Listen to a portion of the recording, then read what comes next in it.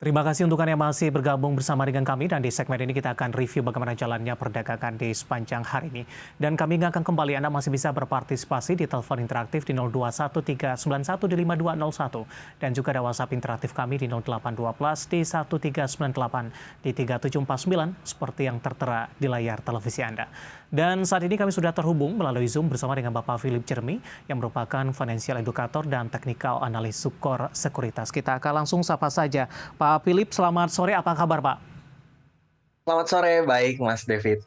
Terima kasih Pak Philip sudah meluangkan waktu di IDX Channel. Tidak terasa Pak Philip, kita sudah sampai di perdagangan jelang libur akhir pekan ini. Hari ini di harga saham gabungan kembali ditutup di zona merah dan tadi pun juga sempat terlempar dari level 7 ribuan. Namun di menit-menit jelang penutupan, IHSG tampaknya ditarik ke atas meskipun masih berada di zona merah, tapi pelemahannya lebih ke arah terbatas. Bagaimana review Anda IHSG di sepanjang perdagangan hari ini, Pak Philip? Ya, oke. Memang kalau kita perhatikan IHSG secara overall penurunannya disebabkan oleh banyaknya sekali saham-saham big caps yang kita lihat menurun ya. Contohnya Goto ya, Goto hari ini juga kembali tutup di area auto reject bawah. Kita perhatikan juga dari big banks, kita perhatikan BCA, BRI hari ini semua tutup di zona merah.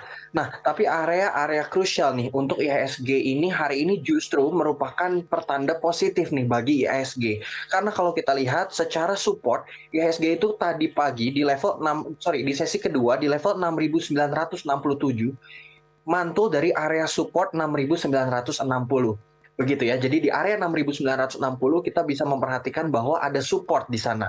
Nah, resistance yang dituju dan yang memang masih gagal di break adalah dari level 7.124, which is itu adalah level high yang diciptakan pada awal bulan November. Begitu ya. Jadi memang IHSG kita lihat pergerakannya masih relatif cukup sideways. Kemungkinan besar minggu depan kita akan memperhatikan ada sedikit peningkatan nih, karena kita lihat setelah menguji support kelihatannya IHSG ada potensi besar akan menguji resistance lagi 7.100, tapi apakah dia akan berhasil tutup di atas 7.100 kita akan wait and see untuk perdagangan minggu depan.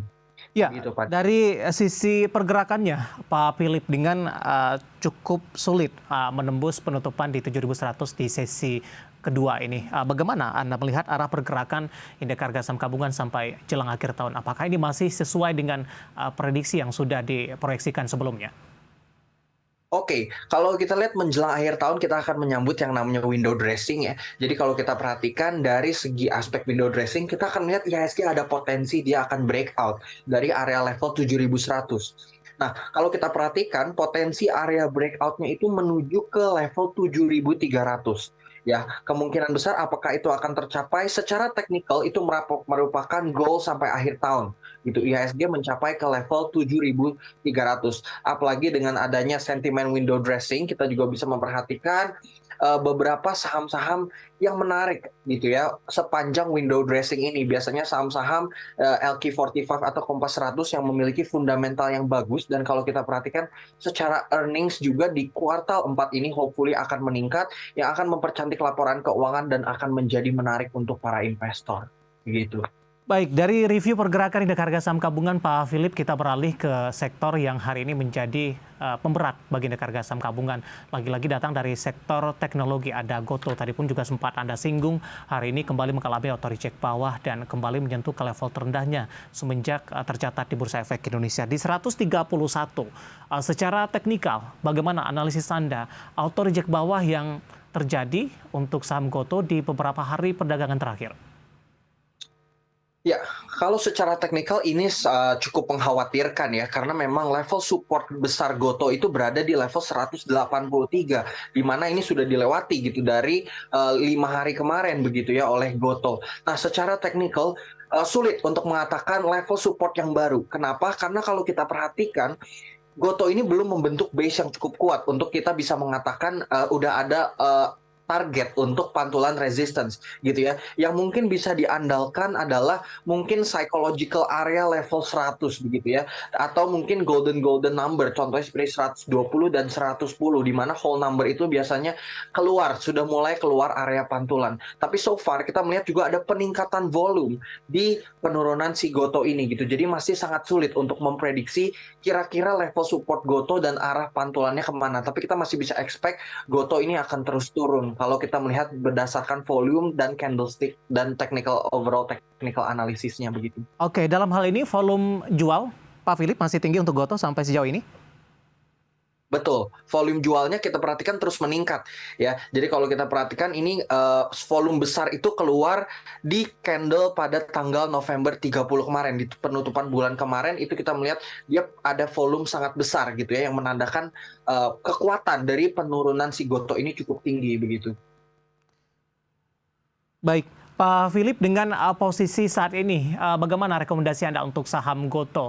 Terkadang para investor juga berpikiran ini harganya sudah cukup murah ini, atau mungkin dikatakan sudah sangat murah. Apakah masih belum direkomendasikan untuk masuk wait and see terlebih dahulu? Atau mungkin kalau volume jualnya sudah mulai mereda, tanda-tanda penguatan yang untuk Gotoh sudah mulai terlihat ini, apakah di saat itu direkomendasikan untuk beli, Pak Philip? Ya, betul. Kalau menurut saya yang paling pertama yang harus diperhatikan adalah dari candlestick ya. Kalau kita melihat di sini candlestick masih menunjukkan auto reject bawah begitu ya. Ketika sudah mulai keluar candle hijau, candle hammer atau pola candlestick Morningstar, di situ baru kita mulai cicil untuk beli lagi. Sementara candle masih menunjukkan merah yang sangat tebal atau candle-candle kecil yang menunjukkan adanya auto reject bawah, Gotoh ini menurut saya masih harus dihindari. Bagipun para investor yang masih holding, sabar untuk averaging, untuk melihat adanya tanda-tanda pembalikan arah. Bagi yang mau mencari Gotoh di harga-harga murah, masih juga harus menunggu candlestick yang menandakan adanya sudah mulai pembalikan arah atau tekanan beli yang kuat begitu. Pak Philip, pertanyaan di WhatsApp interaktif kami cukup banyak yang masuk di beberapa hari perdagangan sebelumnya, terutama bagi para investor yang posisinya nyangkut nih Pak, masih bertahan di level 200-an ini. Ada rekomendasi tidak Pak Philip, paling tidak untuk meminimalkan kerugian yang terjadi? Atau untuk saat ini lebih ke arah wait and see terlebih dahulu secara keseluruhan? Ya, seperti yang saya bilang tadi ya, kita belum melihat adanya candle rejection gitu. Jadi memang yang paling baik sekarang adalah untuk wait and see. Tapi memang harus menyiapkan cash untuk kita averaging di harga bawah. Karena dari 200, ini minusnya udah cukup dalam ya, sekarang udah di 132. Tapi saya belum rekomen untuk beli sekarang. Karena masih ada kemungkinan bahwa si Gotoh ini masih akan turun begitu ya. Jadi wait and see, ketika sudah mulai ada bermunculan candle hijau, baru kita di situ mulai mencari area untuk averaging. Jadi untuk so far, per candlestick penutupan minggu ini masih harus wait and see dulu nih untuk si Gotoh. Baik, review untuk Gotoh pemirsa, dan lagi-lagi keputusan investasi tetap ada di tangan para investor dan trader pasar modal Indonesia. Kita beralih ke perbankan big cap yang beberapa sahamnya hari ini juga menjadi pemberat bagi indeks harga saham gabungan Pak Philip. Salah satu yang mengalami koreksi yang cukup dalam adalah di saham BBCA Pak. Kebetulan beberapa penanya yang sudah masuk di WhatsApp interaktif kami, Bapak Sugi di Bekasi, BBCA sudah ambil di 8.700 untuk 1 minggu ke depan.